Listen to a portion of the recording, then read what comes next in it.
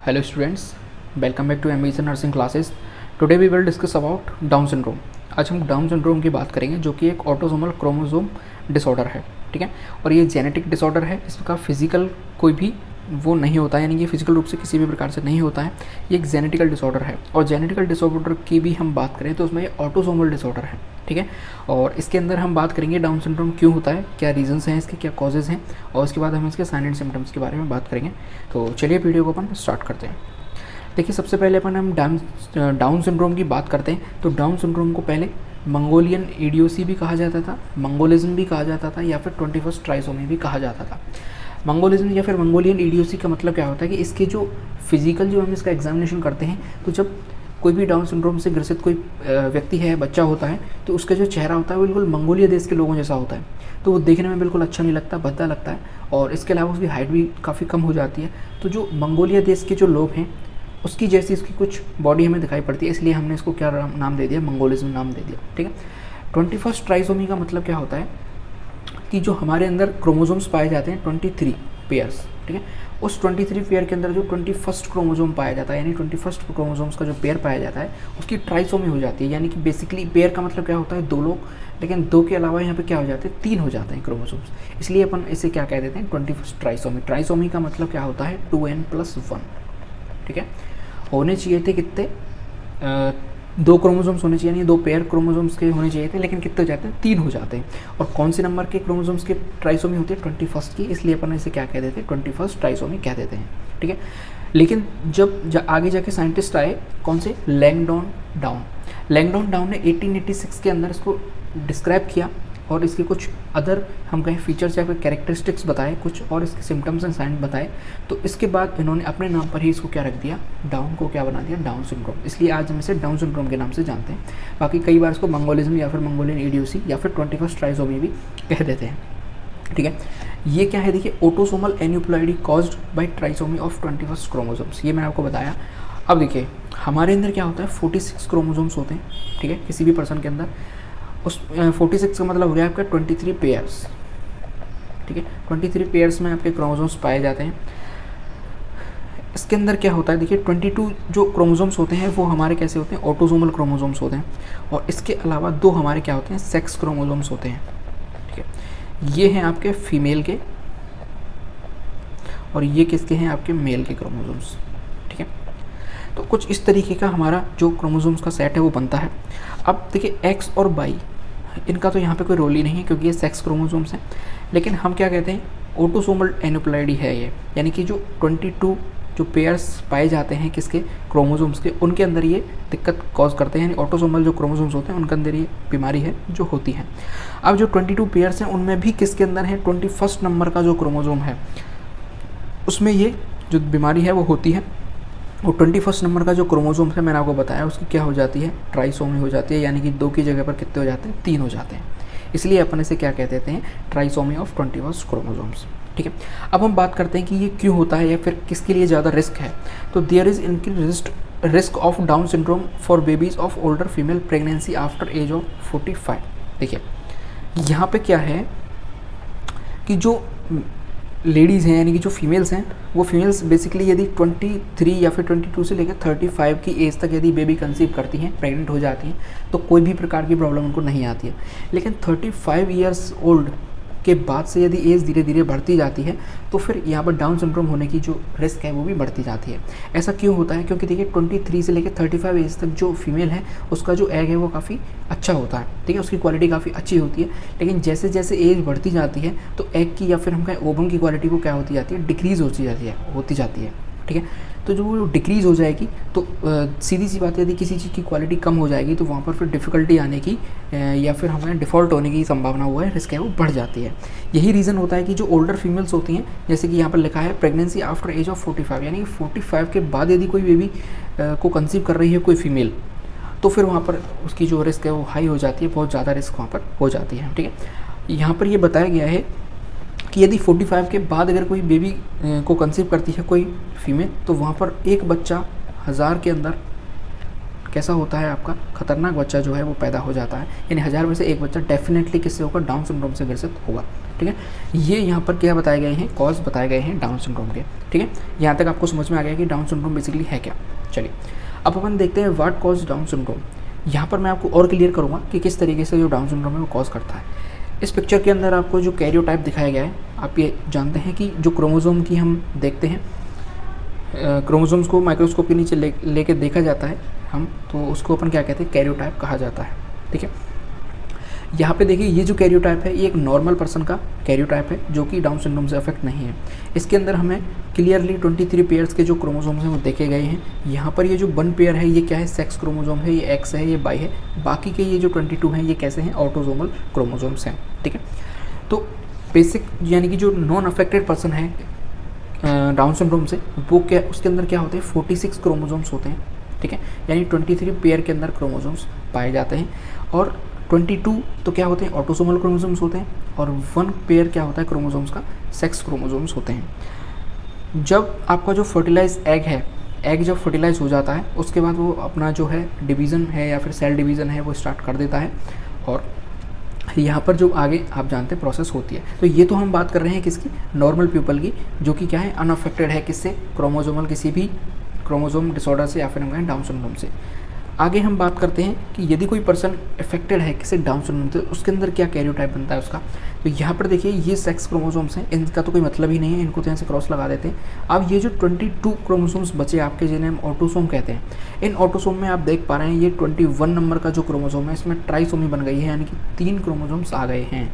बाकी सबके अंदर आप देख रहे हैं 2-2 पेयर सी क्रोमोसोम्स के हमें देखने को मिल रहे हैं, लेकिन 21 नंबर के अंदर हमें 3 क्रोमोसोम्स देखने को मिल रहे हैं। तो यहाँ पे क्या दिखाया गया है, देखिए, in a person with Down syndrome the extra chromosome in found in all cells, it is also known as trisomy 21, ठीक है, indicates an extra 24 chromosomes. In that chromosome there are 3 chromosome instant of 2 as a result of extra chromosome, ठीक है। तो extra chromosome आ गया, इसलिए अपन इसे क्या कह रहे हैं, 21 क्रोमोसोम्स भी कह देते हैं, ठीक है। अब देखिए इसका जो रीज़न है वो होता है नॉन डिसजंक्शन, ठीक। नॉन डिसजंक्शन का मतलब क्या होता है कि जो जब सेल डिवीज़न हो रहा होता है तो वहाँ पर जो आपके क्रोमोसोम्स हैं वो सेपरेट होते हैं, एक दूसरे से सेपरेट होते हैं, तो वो ठीक प्रकार से सेपरेट नहीं हो पाते। इस वजह से ये जो डाउन सिंड्रोम है वो कॉज कर जाता है, या फिर इसकी वजह से ये कॉज हो जाता है। किस तरीके से होता है वो हम देखेंगे। The failure of homologous chromosomes to separate properly during meiosis. जब सेल मियोसिस के दौरान सेपरेट हो रही होती है, यानी डिवाइड हो रही होती है, तो वहाँ पर जो होमोलोगस क्रोमोसोम्स वो ठीक प्रकार से सेपरेट नहीं हो पाते, इस वजह से ये जो डाउन सिंड्रोम है वो हो जाता है, ठीक है। देखिए इस डायग्राम के अंदर हम बात करेंगे व्हाट शुड हैपन, यानी क्या होना चाहिए। तो जब ये सेल है, मान के चलिए ये सेल के अंदर डिवीजन होगा यानी मियोसिस होगा, तो मियोसिस के दौरान ये जो क्रोमोसोम्स हैं सेपरेट होंगे, अलग अलग सेल के अंदर ये चले जाएंगे, ठीक है। और इसके बाद इनका भी सेपरेशन होगा, फिर मियोसिस होगा, मियोसिस होने के बाद ये कुछ इस तरीके से क्रोमोसोम सेपरेट हो जाएंगे, ठीक है। अब नॉन डिसजंक्शन के अंदर क्या होता है, देखिए कि पहला मियोसिस हुआ, बिल्कुल ठीक प्रकार से हुआ, कोई प्रॉब्लम नहीं आई, लेकिन जब आगे चलकर जो क्रोमोसोम्स हैं वो सेपरेट होंगे, सेपरेट होने के बाद यहाँ पे तो कोई प्रॉब्लम नहीं है, लेकिन इसके अंदर क्या हो गया, पूरा का पूरा जोड़ा बन के आ गया, यानी ये ठीक प्रकार से सेपरेट नहीं हो पाया और ये क्या रह गया, ब्लैंक रह गया, ठीक है। ये प्रॉब्लम हो जाती है नॉन डिसजंक्शन की।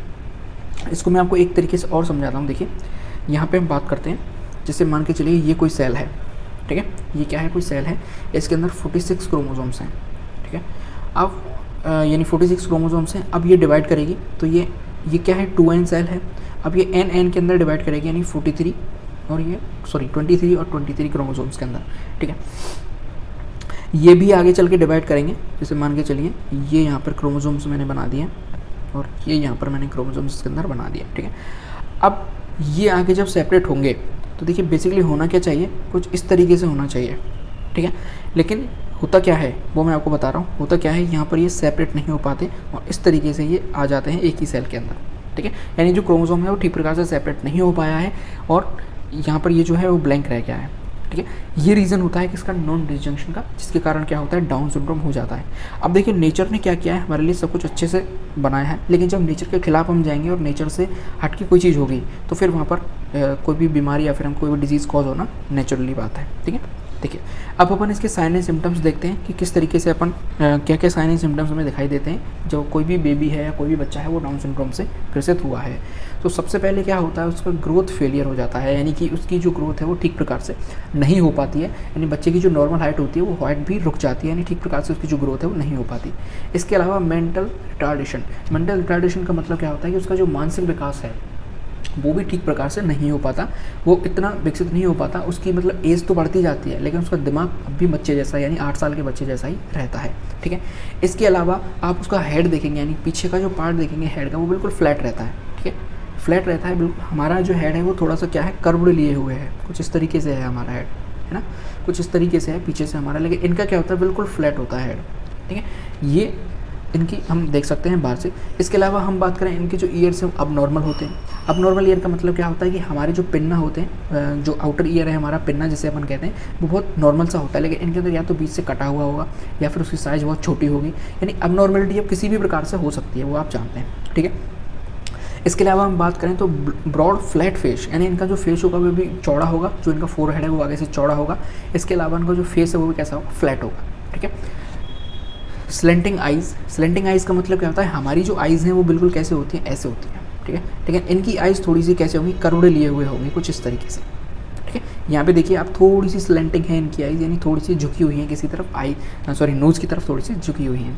इसके अलावा एपिकेंथिक आई फोल्ड और शॉर्ट नोज़। एपिकेंथिक आई फोल्ड का मतलब क्या होता है, इनकी जो इनकी जो पलक होती हैं, आंखों की जो पलकें होती हैं वो थोड़ी सी भारी होती है और आगे की तरफ झुकी हुई रहती है। जैसे कि कोई पर्सन है वो यदि नशा कर लेता है उसके बाद जो उसकी आंखें हो जाती हैं, यानी भारी भारी हो जाती हैं उसकी पलकें और आधी सी बंद रहती है उसकी आंखें, कुछ इस तरीके से इनकी आइज़ हैं वो हमें देखने को मिलती हैं, यानी कि इनकी जो पलकें हैं वो काफ़ी भारी हो जाती हैं। इसके अलावा इनकी नाक है काफ़ी शॉर्ट होती है, छोटी नाक इनकी हमें देखने को मिलती है।